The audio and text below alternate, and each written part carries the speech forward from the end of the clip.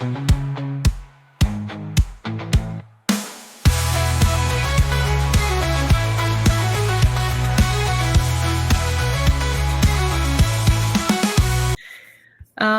right.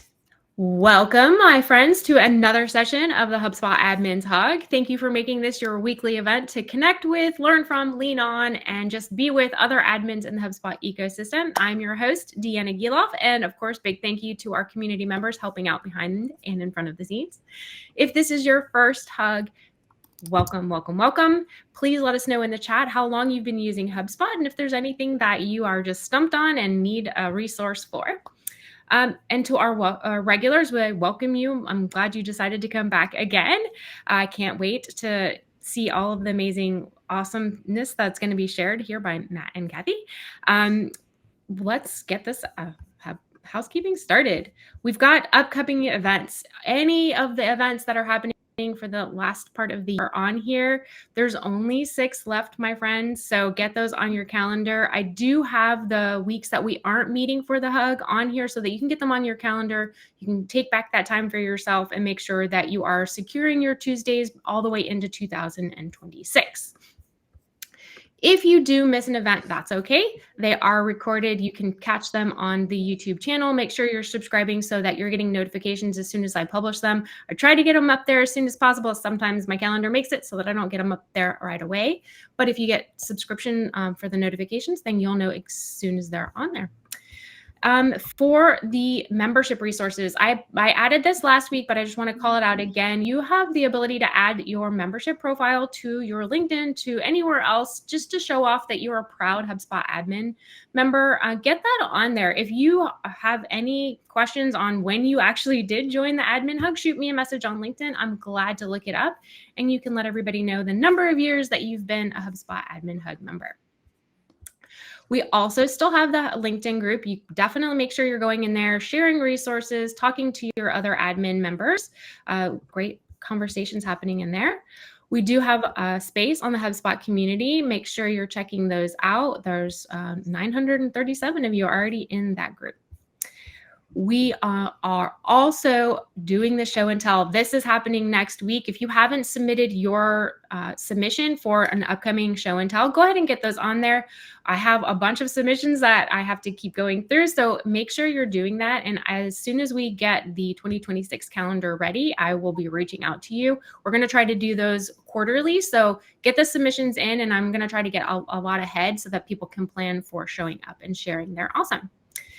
The boot camps, those are full for fall, but it looks like they are opening on December 19th for winter. So go ahead and make sure you're checking back here. Those boot camps fill very, very, very fast. You want to make sure you are signing up as soon as they are open. If you've got any issues happening, Bevy is our wonderful platform here that we use. Turn it off, turn it back on again, check out those troubleshooting ideas, and hopefully it will be working for you. If you have an idea for an upcoming HUG, let me know. I'm trying to get ahead of 2026, so I'd love to hear your suggestions. I check these very often, and I'm always looking for ways and resources, not just for HubSpot team members, but also for community members, for amazing content that you as admin want to hear about. Make sure you're connecting with myself, with Kyle, with the rest of your admin members. We do have space on for hiring for HubSpot. So if you've got a role that you're looking for, if you're looking for your next role, make sure you're checking that out. All right, my friends, I want to have Cathy and Matt join us. Thank you guys for coming. It's going to be a great session. We've got a unique combo today. We've got a HubSpot team member and a member of our community coming together and sharing what's going on with AI. So welcome, Matt and Cathy. Go ahead and introduce yourself. Great. I will go first, and then I'll hand it over to Matt. It's so great to be here and to get together to be able to talk about HubSpot's AI connectors. We have a lot of information for you today, and I can't wait to get into it. I'm with Matt from Hubjoy, but before I hand it over to him, I want to introduce myself. My name's Cathy. My pronouns are she, her. I'm a lead consultant at HubSpot. I help businesses with their HubSpot portals use the tool better. I help them implement better strategies and get into the weeds with all things marketing, sales, and operations. I've been using HubSpot software for about 15 years, and I really can't imagine a better tool for any business to scale with. So that's a little bit about me. Matt, I'm going to hand it over to you. Thank you, Cathy. Yeah, it's been super cool to get to know you over the last couple of years. We've prepped this webinar.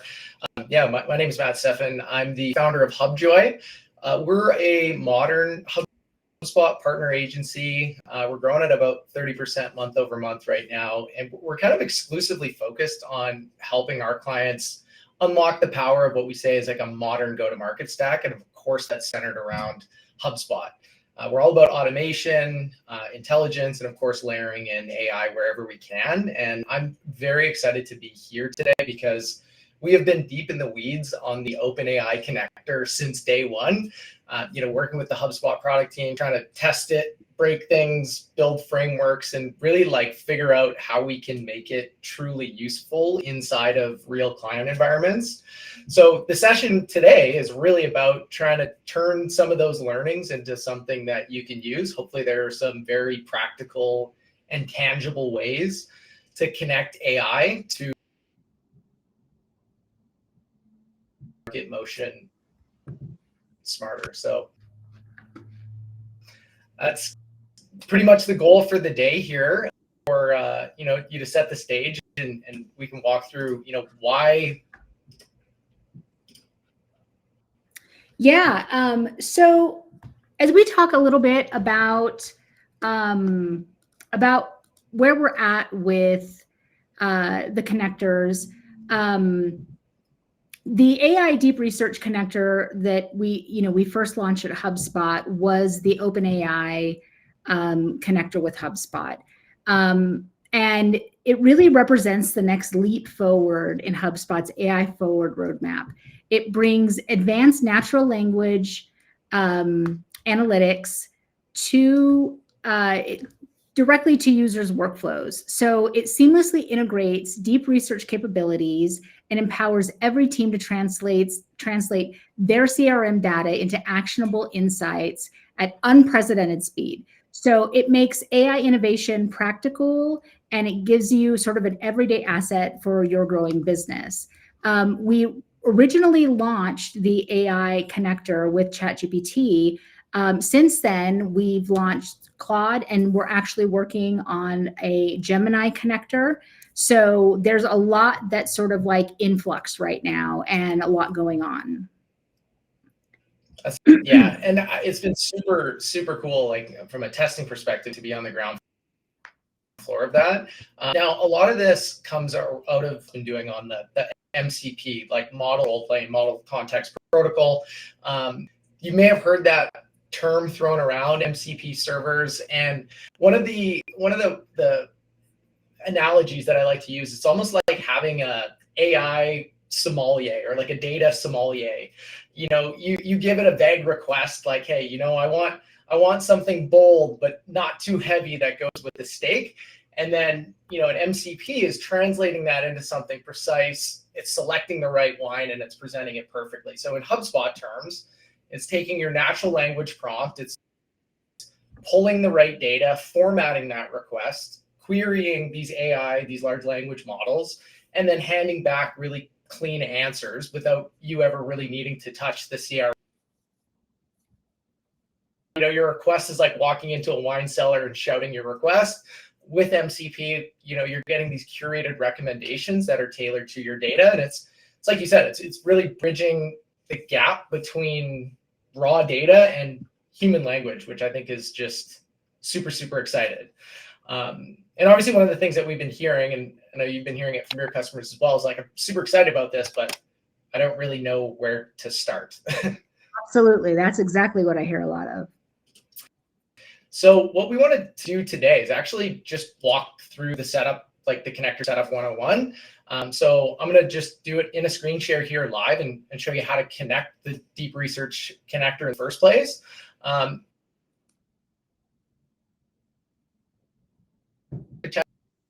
Architecture standpoint, show a real life example you can use some of these prompts that we've developed and sort of craft the specific use case, and then have a bit of a conversation around like what are some of the outcomes and things that you can expect as you get into using the deep research connector. So I'm going to be using GPT to actually run this. Like we said, there's now Claude connector and Gemini coming online here as well. So to start things off, we're actually going to hop into deep research mode.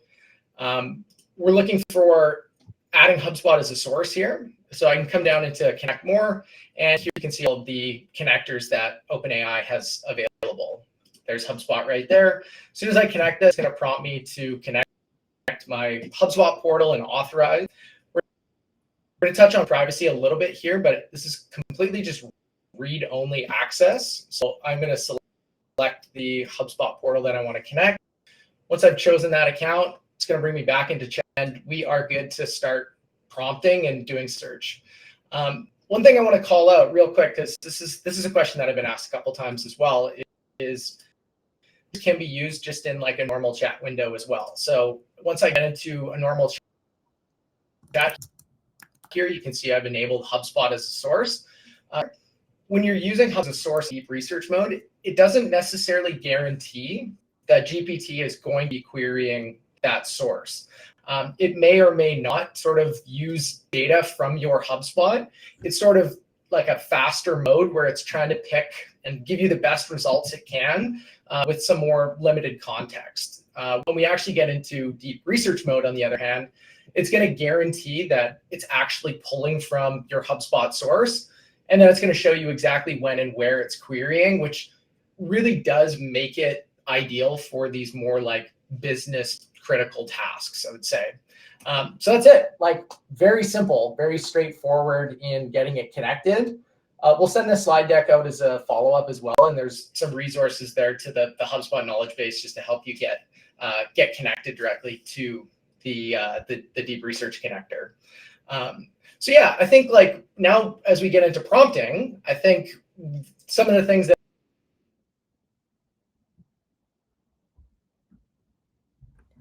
Oh no, Matt, I think we're losing you. Oh, is my my network coming in and out? Yeah. Let me know if I'm back on. Sorry about that. Might be the screen share, too much going on. But yeah, I think, Cathy, maybe I'll let you kind of touch on this because we've really been collaborating on like what makes a great prompt. Yeah, so this is a really good question. One of the things that makes a great prompt is it's a lot about like the goal. It's really about the structure of a prompt, right? So it's about the goal, the scope, the output format, and the constraints. So what you put into a prompt is going to also dictate what you're getting out of a prompt. So one of the things that we think about when we're talking about data, when we're talking about prompt engineering, is the structure of the prompt really matters. One of the things that we're going to do when we send out this slide deck, and then of course you're also going to get the swipe file that Matt has built. You're going to get access to over 190 prompts, and they are all so well built that you're going to see kind of the structure of these prompts in action. And when we're talking about a great prompt, thinking of something that is really robust. And if you've played with AI really in any capacity, you'll kind of see the difference between asking AI, can you give me a recipe for spaghetti versus, can you give me a recipe for spaghetti that is rich with, these types of ingredients, and I want meatballs instead of meat sauce, and I'm looking for something that is slow roasted, and like, so you could see the difference between I want a recipe for spaghetti and I want something with all of these details. And then also when we talk about what constraints look like, I don't want anything that includes, this because I'm allergic to it. So you get an idea of what that might look like when we're talking about prompting. If you give it garbage input, you're going to get garbage output. So I think that's really important to note.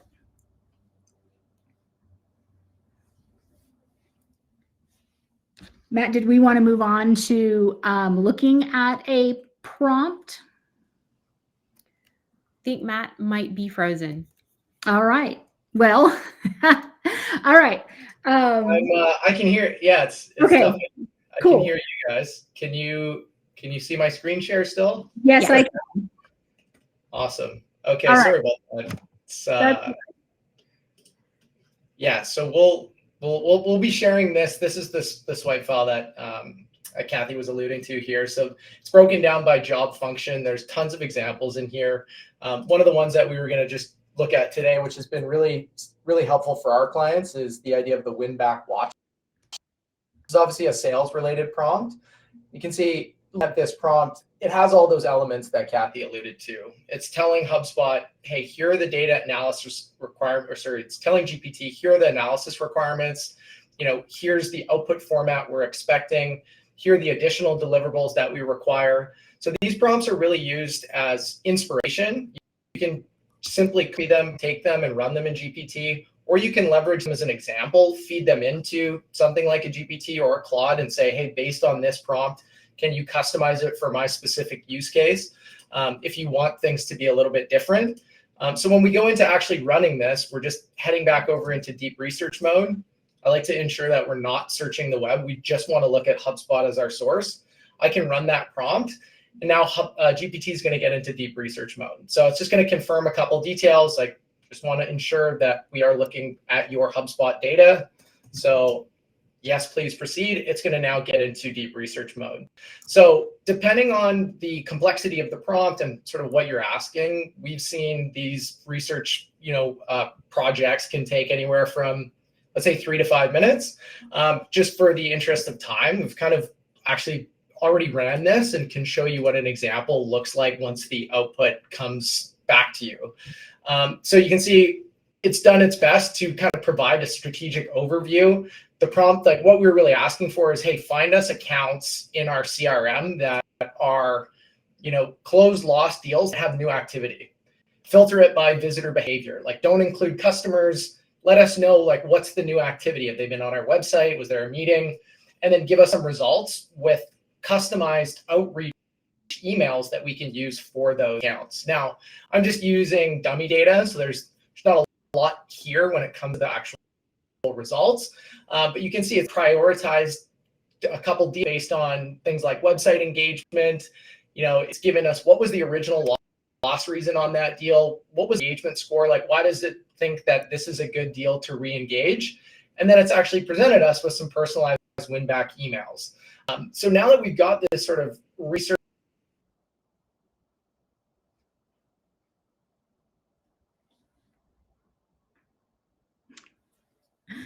All right.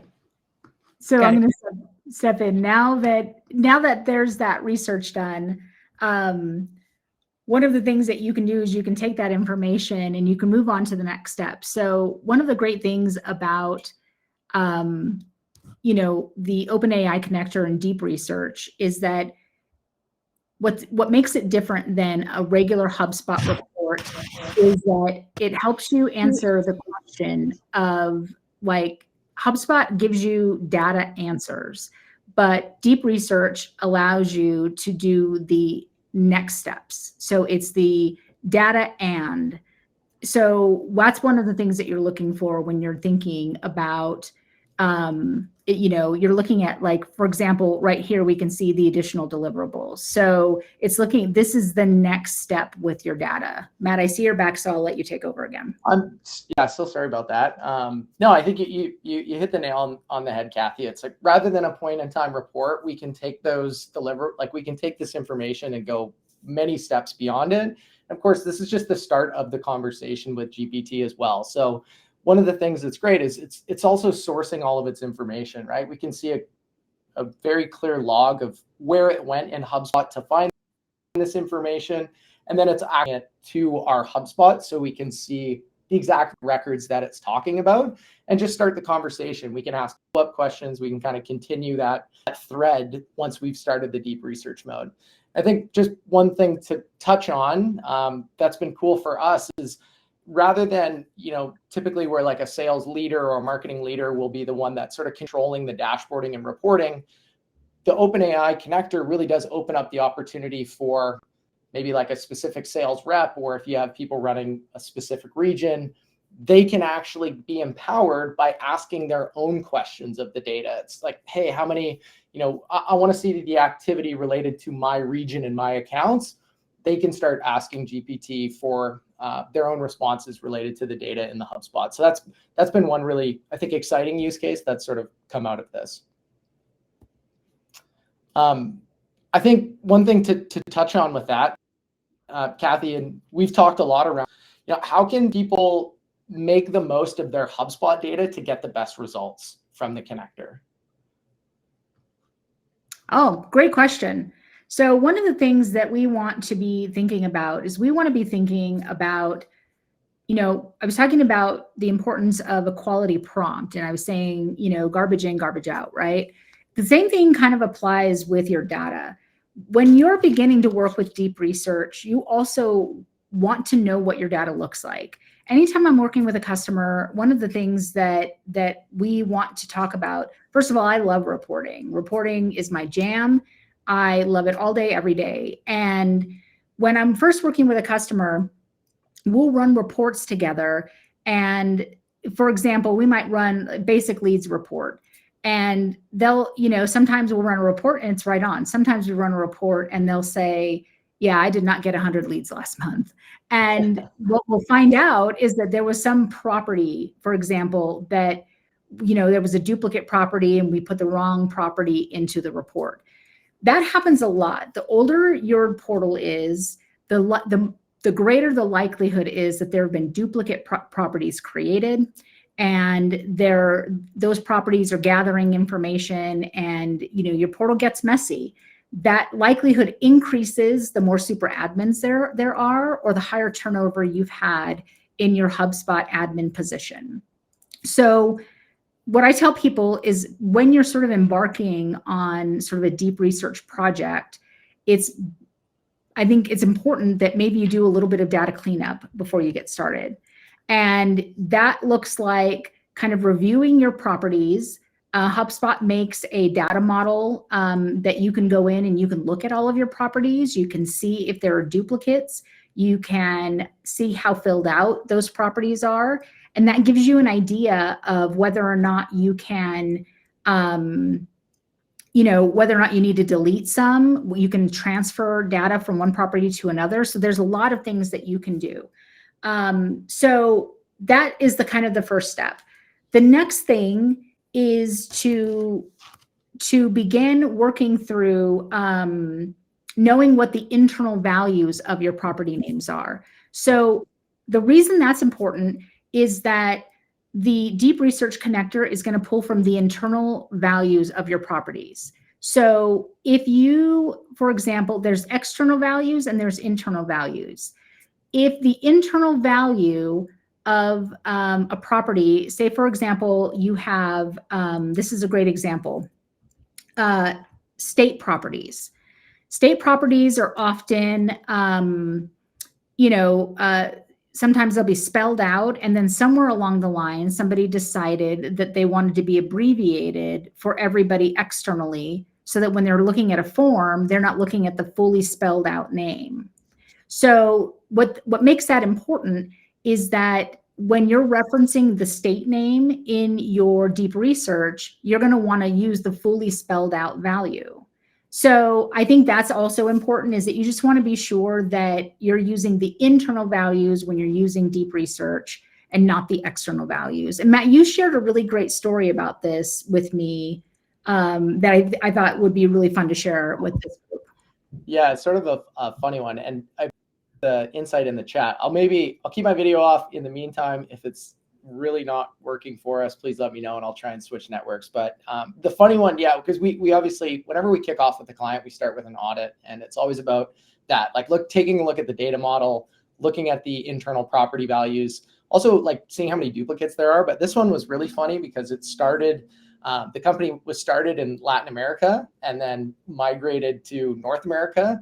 So all of the internal values were in Spanish and all the external values are in English, which of course, when you start to leverage something like the deep research connector for where it's using the API values, you're just getting really muddied responses.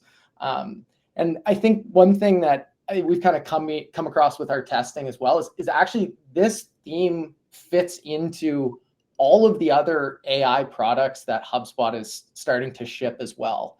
So if you're starting to build like your own AI assistant in HubSpot within Breeze Studio, leveraging the internal values for even something like the pipeline, like which pipeline do you want to point your assistant to, and giving it that numeric value for the pipeline that you want that assistant to run on is going to just give you that much cleaner results. So I think as a concept, this is something that's really foundational to understanding as you start to get into playing with these AI tools more and more. Absolutely. Now, one of the things that we wanted to just be really explicit about is like there are some known challenges, and I have been having a lot of conversations with people, on LinkedIn about, hey, I've been trying the connector and I'm just not getting the results. And I think some of the known challenges are that when it comes to prompting, if they're like really long and lengthy prompts, that can cause a bit of a timeout if you're asking it just basically to do too much. Breaking your prompts down into more specific, like action-oriented prompts is going to be very beneficial. The other thing is like cross-object handling. If you're asking the ChatGPT to do research on contacts and how that associates with companies and so how that associates with tickets, that type of like cross-object joining has really been challenging, like from everything we found in our testing. And then finally, this is not a limitation. It's just the reality where it's at today is there's no access to engagements. So you're not going to be able to ask ChatGPT things about non-core objects. So if it's calls, meetings, notes, tasks, it doesn't have access to those objects. So it just simply can't do reporting on them. And then the reality is it's AI. There are occasional hallucinations, which is, I think, just bolsters the points that you made, Cathy, about you still need to like know your data, right? And be able to take a look at the results and say, okay, through a critical lens, can I trust this 100%? Go into the sources and just confirm what it is that you're seeing. That all being said, we'll chat 3 months from now, Cathy, and I'm sure you've got a great insight on just how fast the development is on these things. Yeah. So it's happening so quickly. The speed by which technology is developing is faster than we can develop behind it.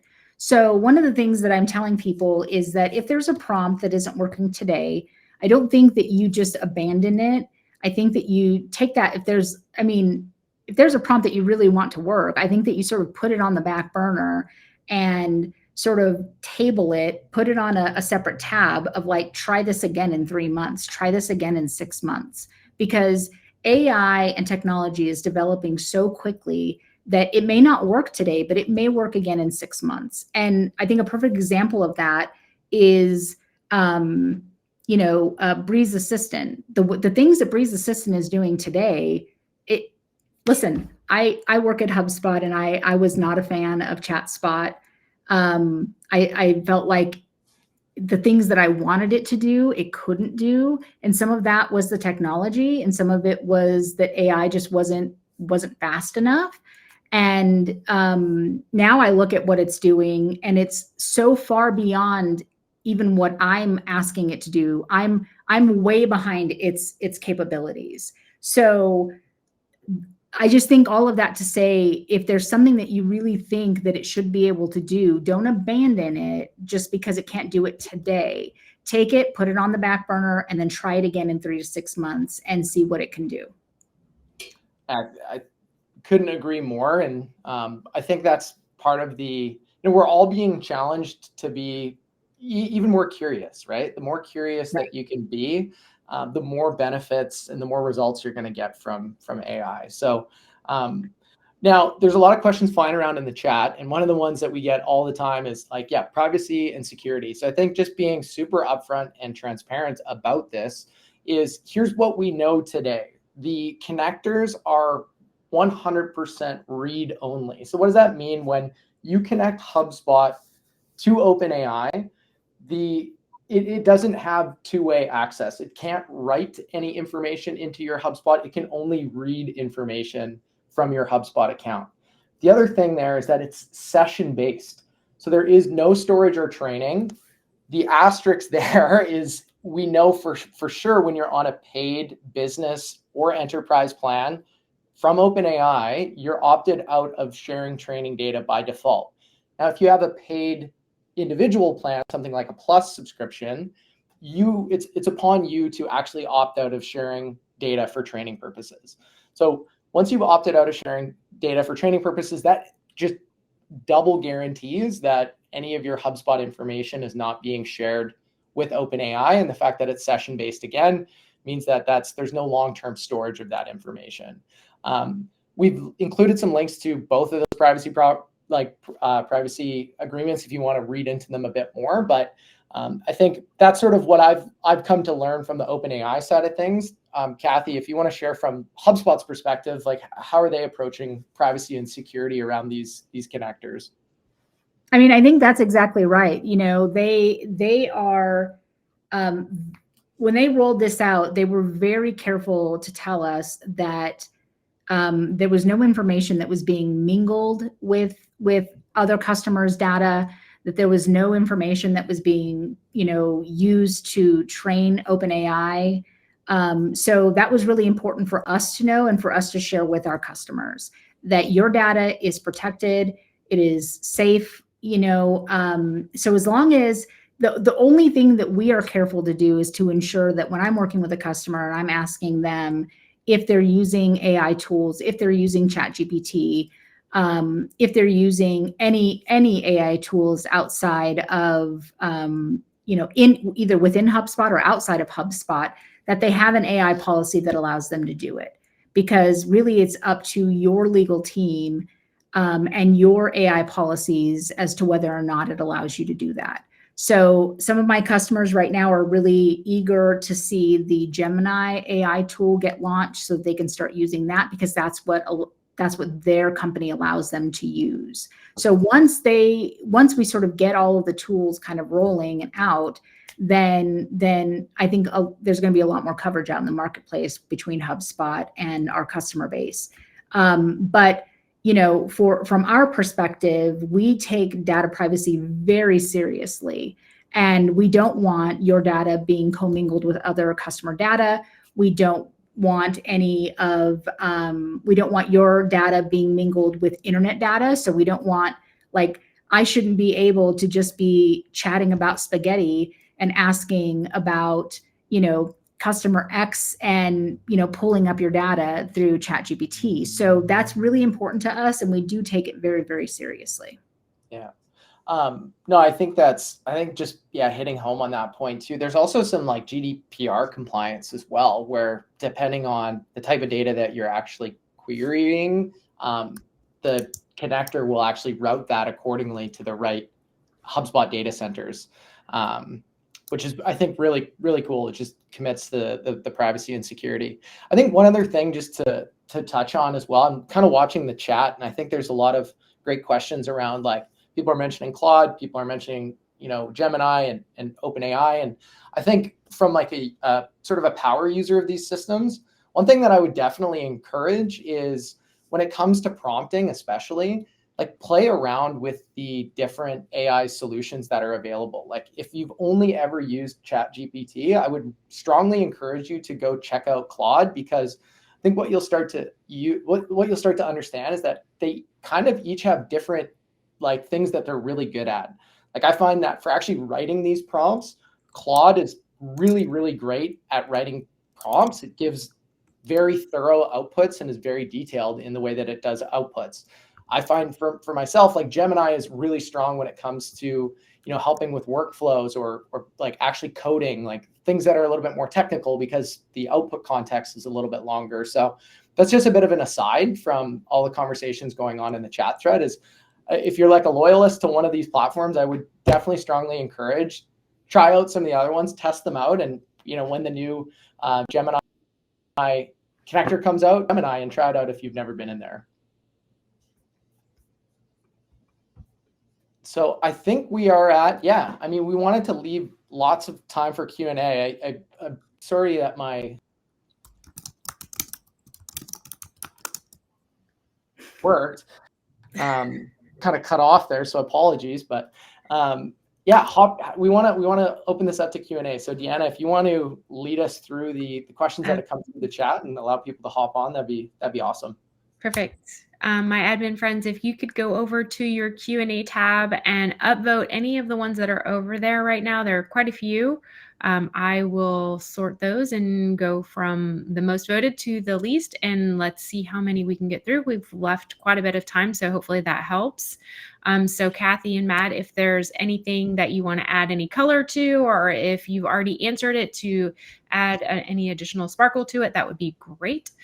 Hopefully I've given you guys enough time to go over there and add your votes. Let's see what we've got.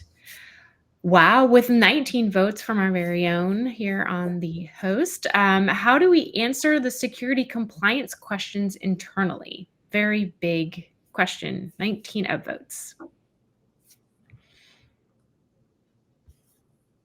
Yeah, I mean, explicitly, I guess to get a little more color on that, Jeanette, is that from like within your organization? How do you have that conversation internally about, can I use this and hear the security concerns? Yeah, and I'll just add some color to it. So we tend to be very, very, very conservative with any integrations, and although a lot of people are playing with AI on their own, we've got a policy that's like, don't connect any agents, don't connect anything that has anything to do with any of our customers. And so it's kind of hard because our compliance officer basically says that a lot of the verbiage in the privacy policies basically say it's up to you to use it how you to feed it what's important to you, and kind of take the onus off of the vendors. So that's the struggle I'm having internally. Yeah, I mean, I think from my perspective, like a compliance review, depending on how stringent it gets, there's always going to be intricacies there. I think some of the things we highlighted today about it being session based, right? So it's not actually accessing your data until you're putting in that prompt and explicitly pointing it to say, hey, can you go and find this information for me? Which really isn't much different than when you're leveraging really any of the other HubSpot integrations. So I would sort of challenge you to say, like, what are the other integrations maybe that you're leveraging? Do you have a QuickBooks integration, or whatever popular integrations you have in your platform? They're leveraging the API to get data from your HubSpot portal, which is essentially the same mechanism of GPT is its answers within that session window. That bolstered with, if you're on a business plan for GPT, the sort of promises that have been made there within their policies around the not sharing training data. I think those kind of two things combined to say that's probably the best response that I would sort of carry forward to a compliance officer, and to say, like, hey, it's really no different than another integration that we have in the system. I don't know, Cathy, if you want to share any other color or add any light to that as to how you've navigated it with some of your clients. Yeah, it's interesting because a lot of my customers, when they do have AI policies, sometimes they're almost like intentionally vague. And it's like, don't do this, but if you do, be careful. It's like, oh, okay, thanks. So I did put a link in the chat that has, that we also share, I think, in this deck, that has a lot of really great information about like how exactly HubSpot uses AI, and it that it's read only, that it's not training on your data. I think it goes pretty deep, I think, in terms of how the data is used, how it's not used. And I think this is is pretty good at, like, in terms of the high level talking points with your legal team, or with your IT team. Some IT teams are just like, it's a hard no. I think also in the chat, I've been seeing that it's important that you go into any AI model and turn off the option to share your data. So that, I think, is a beginning point for anyone using AI, is that you should be going in and you should be ensuring that your settings limit how you're sharing your data. So that, I think, is the starting point. And then reviewing that link, we've got it in the deck as well. But I think it's just important to understand that HubSpot doesn't mingle your data. We don't use your data to train the AI tool. And so it sort of like builds like, I don't want to use the word firewall because I believe that it has bigger, instances, but like sort of builds like a holding tank for your data. It reads it and then it doesn't go anywhere else aside from that. So I think that it's just important for you to know that that's how the data is protected. Awesome. I will make sure all of those links are shared as well, so they're on the recording and everybody has access to everything. Let's see, Karen's question upvoted with 28. So this is a big one. How does using the connectors with an external LLM differ from using HubSpot's Breeze Assistant? Yeah, that's a great question. I'm happy to take this one. Karen, the reality of the Breeze Assistant is when we talk about like MCP, that like sommelier, if you imagine the sommelier can go into, depending on which sommelier you're talking to, like you've got OpenAI, you've got Claude, you've got GPT, they all are going to have a bit of their own different style and flair, as I was kind of talking about, like they each are kind of have different strengths. What we know about Breeze so far is that the Breeze assistants are actually powered by kind of a combination of large language models, but at the core, it is still OpenAI's GPT-4o mini and GPT-4o. And then Stable Diffusion as well is sort of one of the other models that's used. So it's taking a very similar approach of using HubSpot data as a source in your user input, running it through those models in a secure way, and then updating data sources and providing things like summaries. So I think one of the benefits and the cool things of using these other large language models as well is, again, they're going to have their own sort of style and flair and be able to kind of provide responses in potentially different ways. And then, of course, with GPT, you can flip between models. Well, we have the legacy models. Now we're on GPT-5. So when you're using the connector, you can sort of experiment with those different models and see what type of responses and results that you're getting. Versus with Breeze, like I said, it's been sort of hard-coded into GPT-4o for right now. And I'm sure that will progress over time, but that's sort of the way that they're powered at this point in time. Awesome. Let's see. Robin has a little bit more of a technical question, so hopefully this is clear. If we connect our GPT as super admins, can anyone in our association connect too? So, Robin, I'm going to infer you mean to your instance of your connection. Yeah, happy to touch on that as well. The way the connector works right now is it's more like connecting like a Google Calendar to HubSpot. Like it is an individual connection. So whoever wants to query the HubSpot will set up the connector within GPT directly. So what we're doing is, empowering all of our all of the users with the HubSpot or the GPT Pro subscription, and then just giving them the directions on like, hey, if you want to ask questions to the HubSpot, here's how you connect it via the connector. Great question.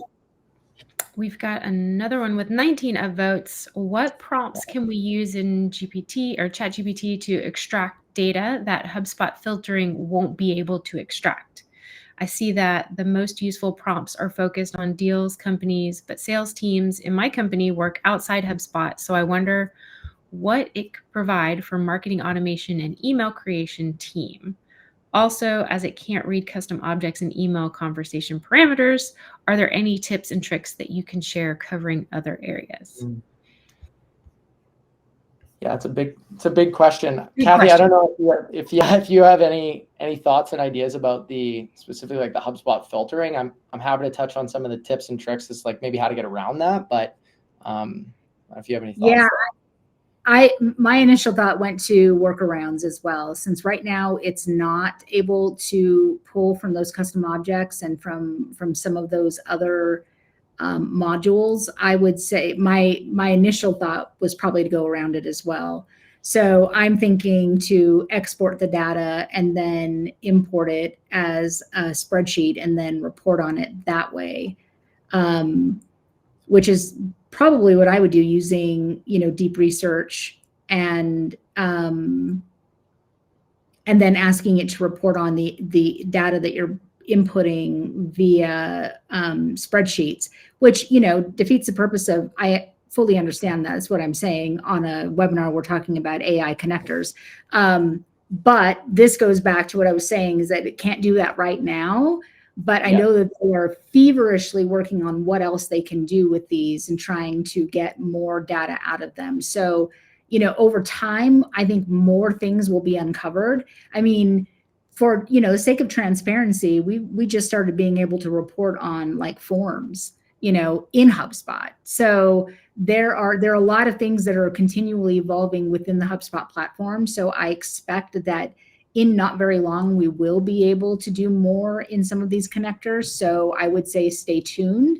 But in the meantime, I would export the data and then import it into your ChatGPT tool, and then do your research that way, and still use similar prompts. I mean, I would still like build very robust prompts using the swipe file as a template, and then run your prompts that way. I don't know, Matt, if you have something different that you would suggest. No, yeah, I think you hit the nail on the head. And even just what I'm excited about to make that type of like cross-object spreadsheet work easier is we just got enrolled in the new Data Studio beta, which is really, really cool, right? Allowing you to take all these different HubSpot objects, external data sources, join them in what looks like a really hyper-powered CSV type of environment where it's columns and rows.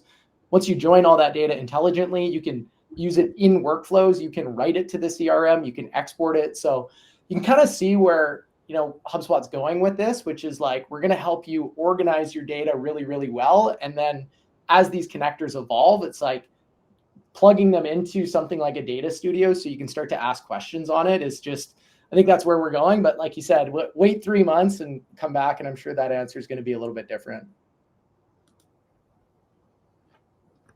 Awesome. All right. This one's a 2-part question. I'm going to break it into 2 because they're related but different. I assume the connector cannot read highly sensitive data properties, correct? That's an interesting one.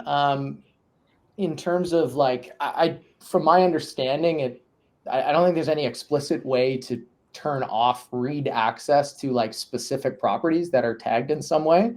I don't know, Cathy, from your perspective, if there's any, because there's no real flag on a property in HubSpot that I think marks it as highly sensitive, where GPT would not have access to it.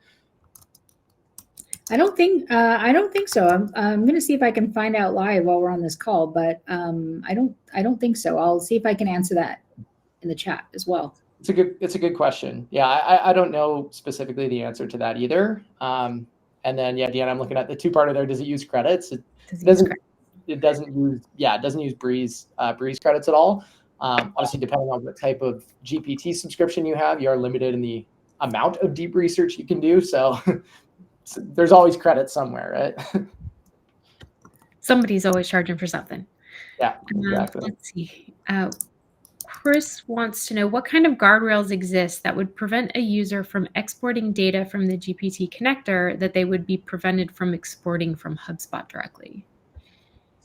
Yeah, it's another good question. And to be honest, Chris, this is kind of in line with the last question of like, what are the bounds that we can put on the connector? And I think from our testing thus far, I don't also have an explicitly good answer to that either, about what are the permissions that you can put on the connector, and how do you limit the data that HubSpot or that GPT has access to from HubSpot.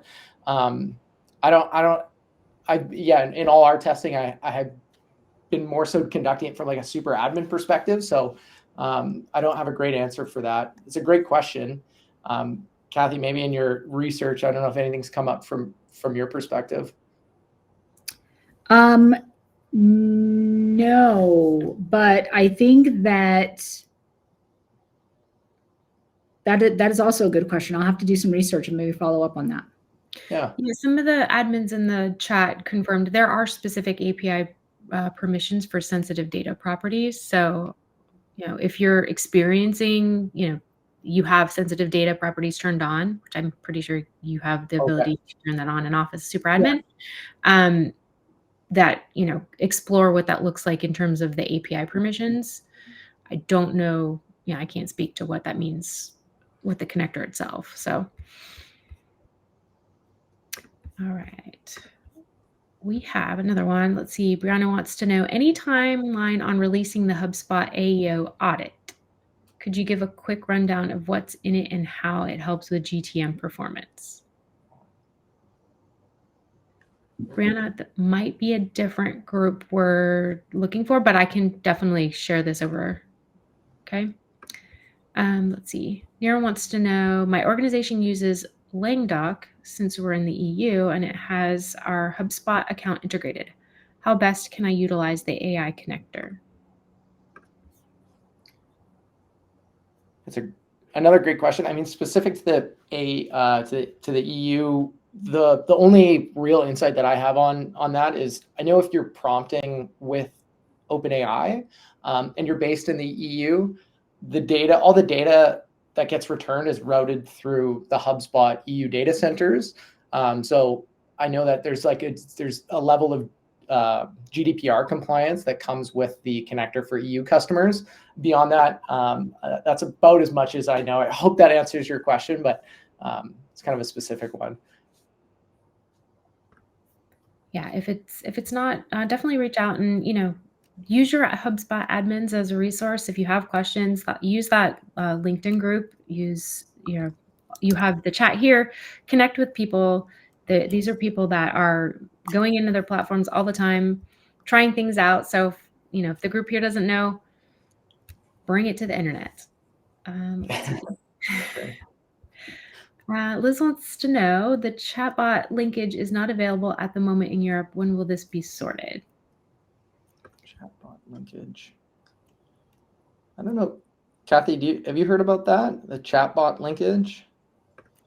I have not.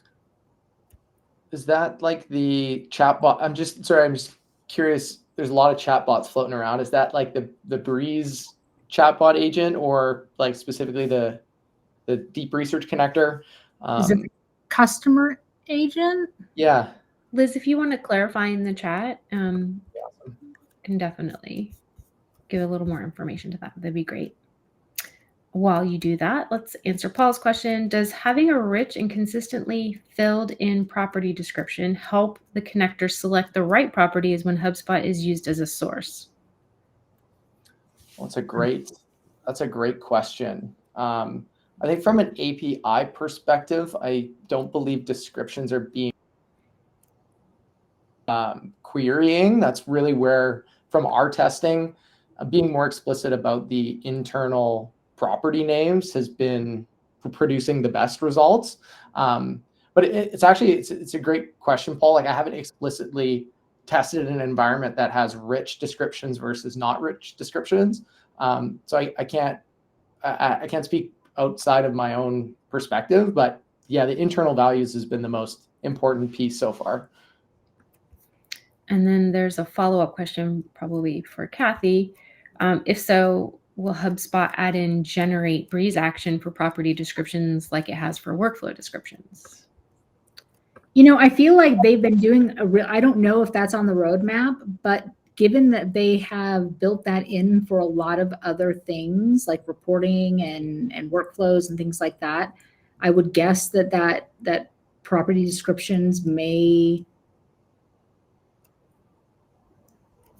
it may be next, I wouldn't say next, but it may be on there. But I'm speaking completely out of turn. I'm literally just a business consultant. So like, I don't want to say I'm super low on the list, but They don't talk to me or ask me, or, you know, like I am nobody here. So I would say that given the direction of like adding more information to HubSpot's portals and descriptions, I would say that it would be a reasonable guess that eventually that could be where they're going. So that's a cautious enough statement so that nobody comes back and says, well, Cathy said on an admin hug one day that it's definitely on the roadmap. I'm not saying it's definitely on the roadmap, but it would be a logical guesstimate that perhaps maybe it is on there.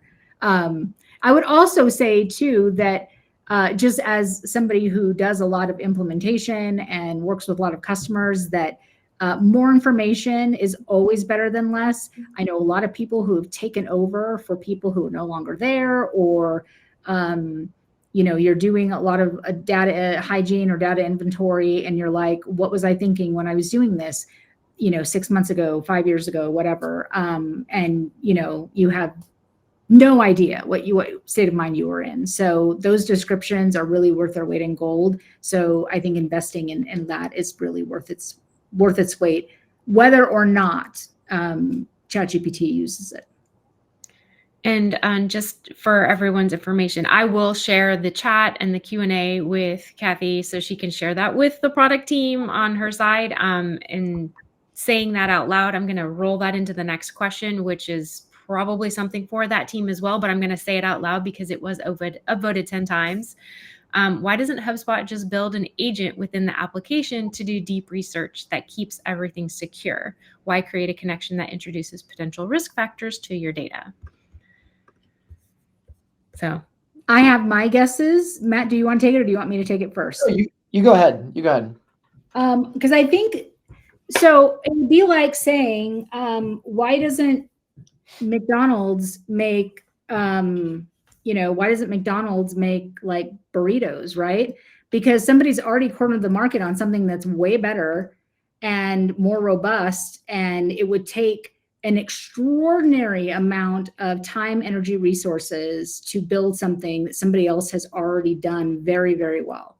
So I'm not saying that Taco Bell is like the best in the game when it comes to burritos. I'm just saying that they've already cornered the market in streamlined burrito making. So all of that to say that, you know, could we eventually get to a place where there's some sort of internal tool that is doing deep research as good or better than OpenAI? Maybe. But for right now, to be able to bring that to market and have your data doing deep research in a way that is very secure, by the way, I think getting that in your hands so that you can make some of these connections and start getting really deep insights on your data, I think I think that connection now exists without having the time, money, resources, you know, like sunk into something that is probably not going to be as robust as something that OpenAI already is. That's my estimation. Yeah, I think it's a little bit about context and like meeting users where they are as well. One of the things that we didn't really touch on, but when you're connecting HubSpot, like there's a whole list of other connectors there in the ChatGPT options, right? So you can toggle as many of those on as sources as you want. So obviously HubSpot is fighting to be the source of truth for your go-to-market data. But as a user, if you want to cross query different sources, look in Google Drive, and then go pull things from, you know, my Gmail calendar, and then go look at Notion and look at HubSpot data, you know, GPT already has all those. So I think it's just that from a user perspective, it's like, why not get into that, you know, participate in that versus trying to just be like a walled garden for some of these things. All right, we probably got one more question available for us. Let's see. Let's get one that has a bunch of upvotes. Resort. You guys keep adding them in here. Let's see. If we're a partner, do we connect ChatGPT to each portal, or if we connect once, is it connected to all portals, or do we have to do it on a per portal basis? Yeah, so it's definitely per portal. In the demo there, yeah, you kind of decide which portal you're authorizing, and it's even on right now. It's on a per user basis as well, which we kind of touched on. So whichever user is actually going to be querying GPT is going to have to connect HubSpot as a source in their GPT account. I love that. I appreciate all of the questions. You guys are forward thinking and you're at the very beginning of the adoption curve. So I appreciate everyone asking all of those questions. I know it's hard for Matt and Cathy to be able to answer everything, but if you are having those questions, make sure you're using your resources that you have available to you as an admin in this ecosystem. We've got all the different avenues to ask those questions, get it out there. No question is stupid. So I appreciate you asking all of them here at the Admin Hug. I'm going to share the rest of the ones that didn't get answered with Cathy and Matt. And if they can answer any more and share that information with you as a community, that would be great. Cathy, Matt, thank you so much for coming to the Admin Hug. I will see the rest of you next week when we are highlighting our fellow admins at the show and tell. Have a great week, everybody. Welcome to the Admin Hug. No flash, just facts and a whole lot of love. We get it done. Accidental or all in by choice. Admin and flies and lift their voice. Fixing fields and hacking time. Making magic with no headline. Guy drops gold. Tiana brings fire in a crew that's here to lift you higher. We swap the wins and share the pain. No one's solo in this game. It's the Admin Hug, where legends log in.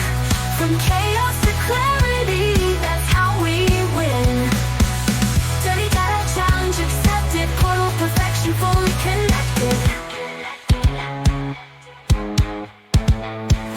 Quick fix queens, work around kings. Custom coded everything. Tabs open, coffee strong. You've been solving all along. We've got the know-how, we've got the map. Even HubSpot protocols up to chat. You're not just heard, you help shape the tools. Admins rewriting all the rules. Thanks for building with the Hug. Thanks for powering the Hub. Behind the campaign, push and nudge.